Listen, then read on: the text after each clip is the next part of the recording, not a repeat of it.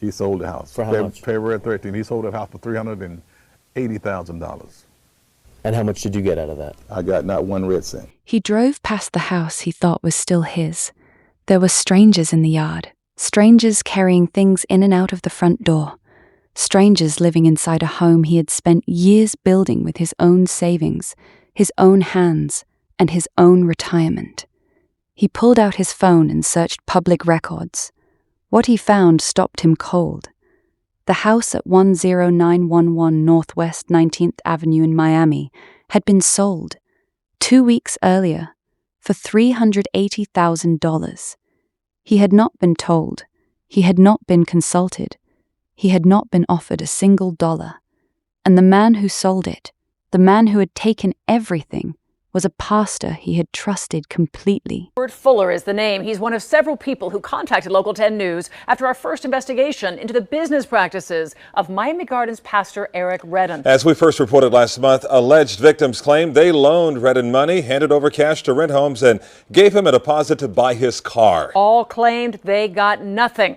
Edward Fuller was 79 years old when justice finally came. He had spent 35 years as a United States postal worker. He was an Army veteran. He had saved carefully, bought land in North Miami, and spent years building the one thing he wanted more than anything else, a retirement home he could live in and eventually leave to his children. A pastor showed up at the property one afternoon in July 2015 and told him he could help. Fuller trusted him. He trusted him the way people trust pastors, completely, without hesitation. Because why would a man of God lie? In the 18 months that followed, that pastor used paperwork, false promises, and the specific vulnerability of a man who had worked his entire life for one dream: to take everything Fuller had built and sell it to a stranger while Fuller was still waiting for it to come back to him. This case is not about violence. There is no murder here, no missing person, no masked figure on a doorbell camera. But I want to be honest with you about something before we go any further. What happened to Edward Fuller is one of the most devastating cases this channel has ever covered, because it could happen to anyone.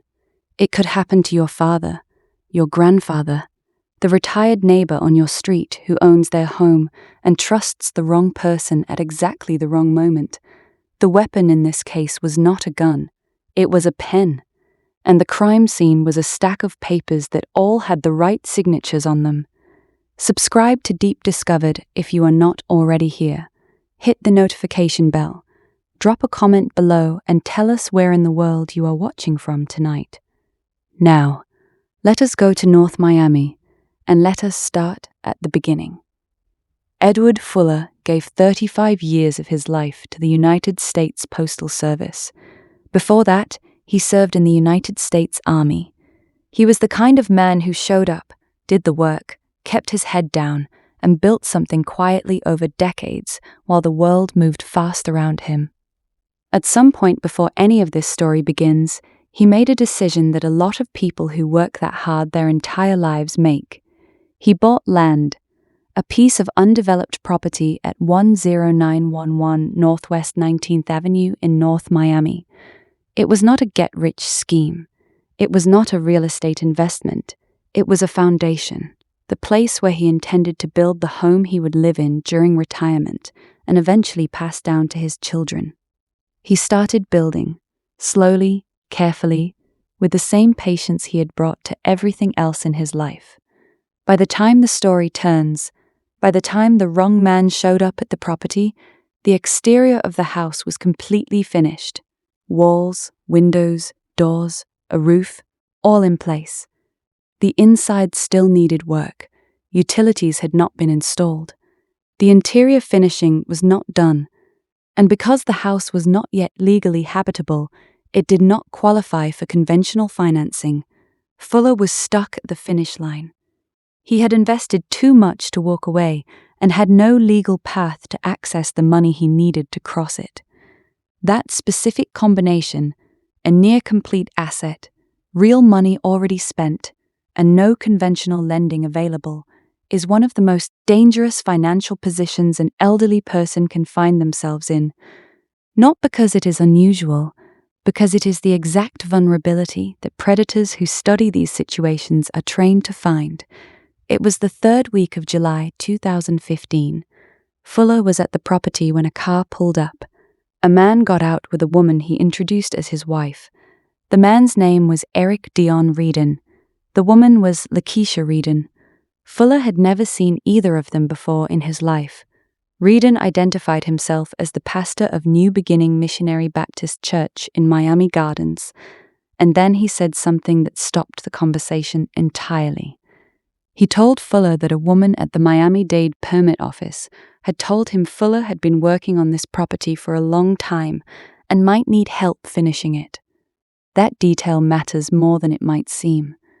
Reedon was not presenting himself as a random stranger with a flyer. He was presenting himself as someone who already knew about the project, who had been told about it through an official channel, and who had made a point of coming to offer help. He looked connected. He looked informed. He looked like someone who was meant to be there. The offer was simple. For a fee of $15,000, Reedon said he could help Fuller get a loan to complete construction.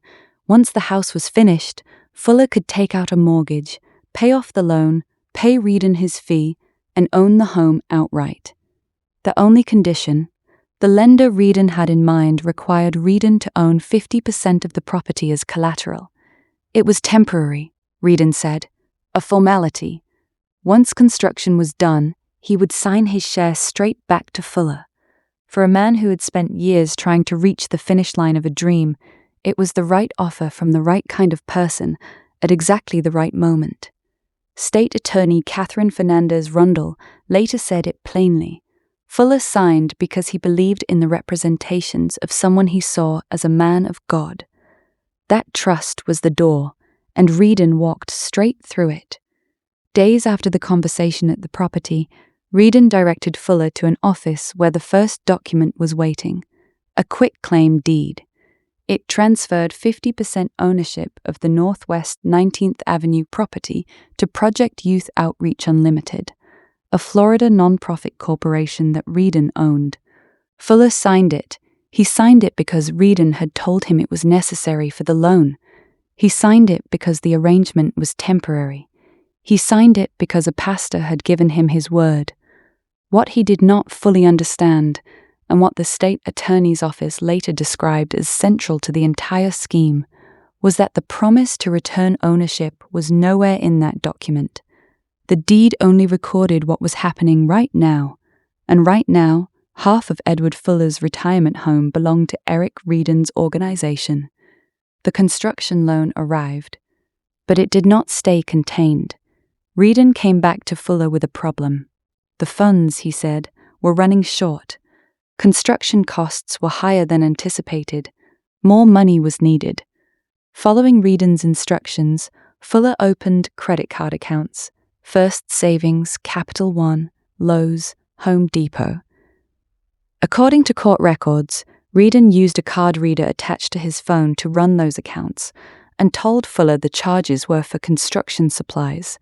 Fuller was left with thousands of dollars in personal credit card debt. The house was still not finished. The finish line that had been so close was moving further away, and every time it moved, Reedon was there with another solution, another document, another reason the plan was still on track. The next solution was bigger. Reedon told Fuller that construction costs were too high to solve with credit cards. The real answer, he said, was for Fuller to use his VA loan benefit, the home loan entitlement Fuller had earned through his military service, to purchase a second property. Specifically, a property that Reedon owned on Southwest 173rd Terrace in Miami. The proceeds from that transaction, Reedon allegedly told him, would cover the credit card debt and fund the final stretch of the dream home. But to make the plan work, Fuller would need to sign over his remaining 50% interest in the Northwest 19th Avenue property. All of it. Fuller signed. The deed was recorded in November 2015, transferring full ownership of his retirement home to Reedon's nonprofit entity.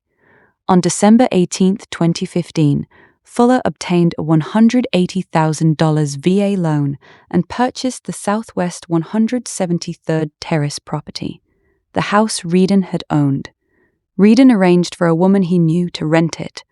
The rent never reached Fuller, according to court records, but Fuller paid the mortgage every month.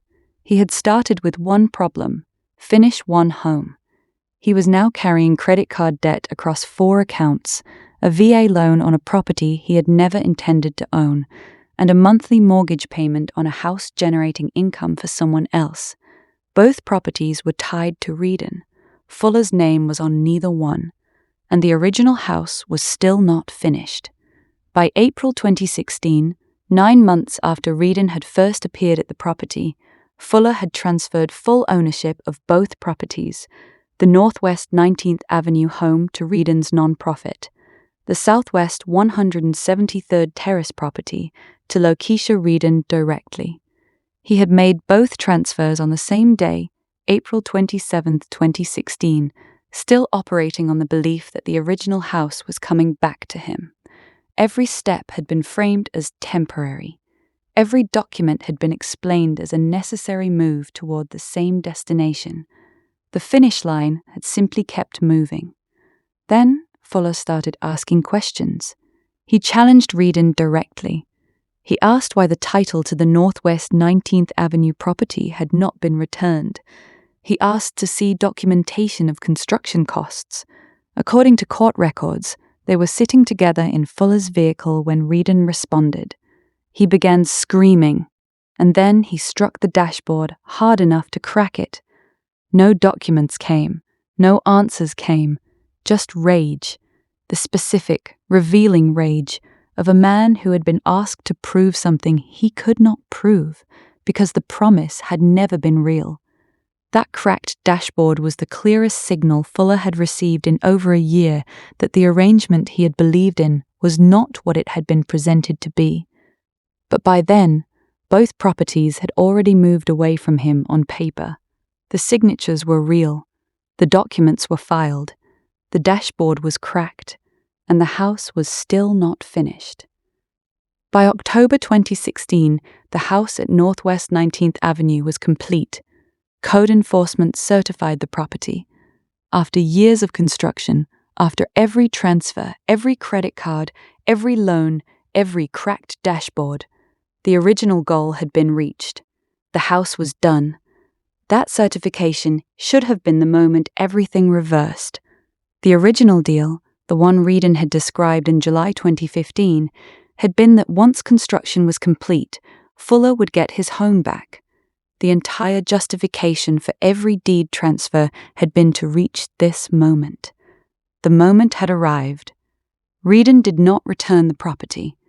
Instead, according to court records, he obtained a $280,000 loan against it. None of that money went to Fuller. Fuller tried to get answers. He asked the title company for documentation. The title company refused to provide it to him because the documents showed someone else as the legal owner. Fuller had built the house. He could not access the loan records. He had no legal standing to ask because his name was no longer on anything.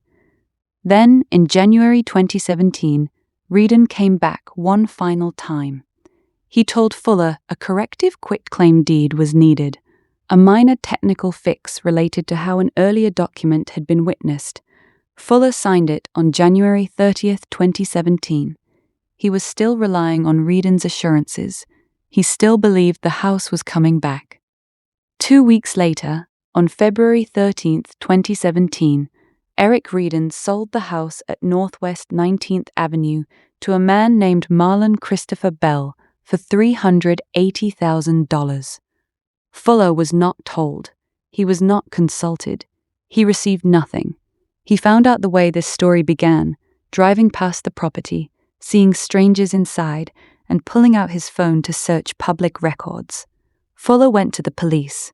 He explained everything: the pastor, the deeds, the credit cards, the VA loan, the $280,000 loan Reardon had taken against the finished house, the $380,000 sale that Fuller had never been told about. The response was direct and devastating. Because Fuller had willingly signed the documents, it was a civil matter. That response, recorded in Fuller's own account and later confirmed through Local 10's reporting, became one of the most significant failures in this entire case. Deed fraud is one of the hardest crimes to prosecute, precisely because the paperwork looks voluntary on its surface. The crime lives in the gap between what a person believed they were signing and what the document actually accomplished. Proving that gap requires proving intent, and intent is invisible to a police officer looking at a stack of signed deeds. Fuller had signed the papers. The system saw paperwork. It took investigative journalism to change that. Local 10 News reporter Jeff Weinzer broke the original story and kept reporting. Other alleged victims came forward, people who said they had loaned Reedon cash, handed over deposits to rent properties, and never seen the money again. The public pressure that reporting created was what the private complaint could not generate on its own. Reedon responded by filing a $50 million lawsuit against Local 10's parent station WPLG, alleging the coverage had damaged his reputation. The lawsuit was dismissed with prejudice. In 2023, the 3rd District Court of Appeal ordered Reedon and his attorneys to pay the station more than $73,000 in fees, ruling that the reporting had been accurate. The legal counterattack had failed.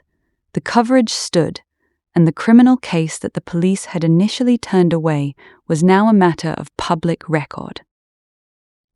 In February 2022, nearly 5 years after the sale of Fuller's home, Miami-Dade prosecutors announced that Eric Dion Reedon had been arrested.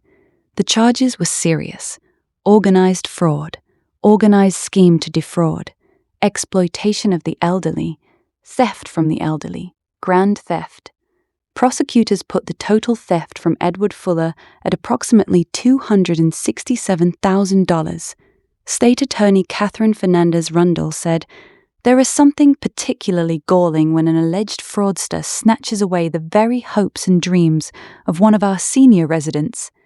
Elderly exploitation so often is a complex shell game depending on great trust being quietly transformed into financial deception via a movement of signed contracts, deeds, and paperwork." FDLE Special Agent in Charge Troy Walker added, "It is truly disgraceful when someone tries to scam our most vulnerable citizens, especially when that someone promotes himself as a person in a position of public trust." The case also widened. Prosecutors revealed that Reedon had used the same Northwest 19th Avenue property to defraud Sophia and Calvin Singleton, a newlywed couple who had been given a rent-to-own promise and induced to hand over $3,100. 2 sets of victims, 1 property, and it did not stop there.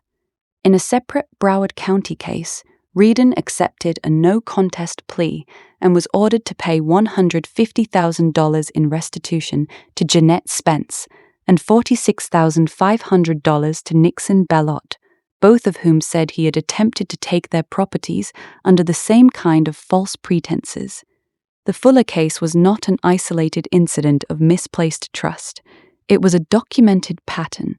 A pastor with a non-profit, a church address used as a business front, and a method: find someone with a near-complete property, offer to help, move the paperwork, take the asset.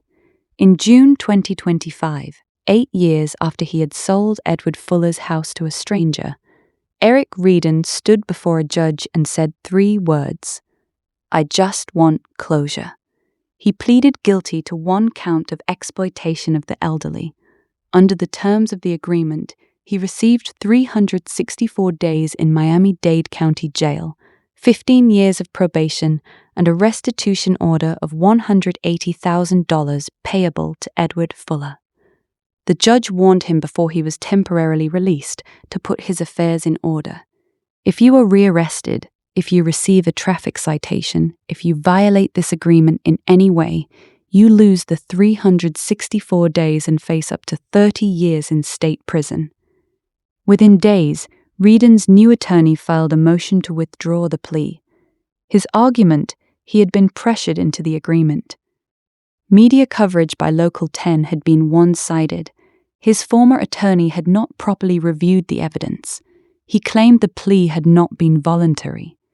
In November 2025, Miami-Dade Circuit Judge Christine Hernandez rejected every argument. She ruled that Reedon had entered the plea voluntarily and that nothing in the record showed his attorney had acted improperly. The plea stood. Reedon remained behind bars. For Edward Fuller, the man who had spent 35 years as a postal worker and Army veteran, building a dream that a past that dismantled in 18 months, the guilty plea was a form of recognition the system had initially refused to give him. The paperwork that had once been used to call it a civil matter had finally been called what it was: organized fraud, exploitation of the elderly, a crime. But as of the time of this video, Fuller had not received $1 of the $180,000 restitution the court ordered. He had relocated to Georgia to be closer to family. He was still repairing his credit. He was still recovering emotionally from what had been done to him. A court order is not the same as a check, and the man who had done the work, served the country, built the house, signed the papers in good faith, and waited 8 years for the system to catch up, was still waiting. I want to say something directly before this video ends, because this case is not just about Edward Fuller and Eric Reedon.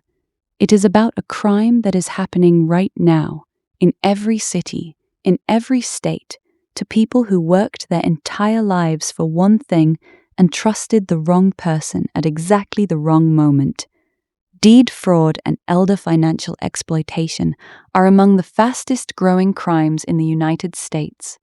The weapon is always the same: a pen, a document, a promise that sounds reasonable, a trusted figure, a pastor, a financial advisor, a contractor, a family friend, who understands that the paperwork will look voluntary even when the deception behind it was total. The state attorney said it best: it is a shell game, designed to confuse, designed to look legitimate on every surface while the theft happens underneath. Here is what to watch for. If someone offers to help with financing and asks to be added to a property deed as a condition, stop. Get an independent attorney before you sign anything. Not the attorney they recommend, your own. If someone's explanation for why they need ownership of your property keeps changing, stop. If someone responds to a request for documentation with anger instead of paperwork, stop. The cracked dashboard was the moment Fuller's instincts were telling him something was wrong. Trust that instinct. Make the call before the signature, because after the signature, the system will look at the paperwork first and ask questions later. And later, as Edward Fuller learned, can mean 8 years. If you know someone, elderly, recently retired, building or renovating property, share this video with them. One warning: in the right moment, before the wrong person shows up at the right time, can protect everything they spent their life building. Leave a comment. Tell me what moment in this case stopped you cold. Tell me what you think should happen to the restitution that Fuller still has not received. Tell me where in the world you are watching from tonight. And if you are new to Deep Discovered, this is what we do here. We do not just cover murders and disappearances. We cover the crimes that destroy lives quietly, through paperwork and false promises, while the victim waits for a finish line that keeps moving. We stay until the story is told completely. I will see you in the next case.